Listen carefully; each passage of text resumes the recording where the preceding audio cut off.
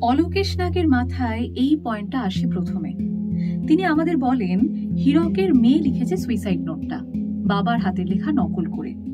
অলোকেশ বাবু যেহেতু আমাদের থেকে জেনেছেন যে চিঠিটা মৃত্যুর অনেক পরে পাওয়া গেছে, তাই উনি মনে করছেন যে চিঠিটা পরে লিখেছে তোরসা। ভালো লাগছে না।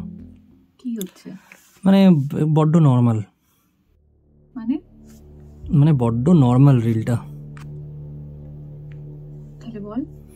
আমি জানি না, তো তো মাথা কাজ করছে না। না তাহলে আমি কি করবো? পড়ে দে। এইভাবে আমাকে কেন সবসময়? আমার বেলায় সময় থাকে না, আমার বেলায় সবসময় রিলেরও সময় থাকে না। একবার যাই, দেখবি পরে না রাখলে আবার নাহলে রোববার করবো। কি গল্পটার নাম কি? শেষ চিঠি। কার লেখা? সুকান্ত গঙ্গোপাধ্যায়। এটাই রিল। বারবার করিস না।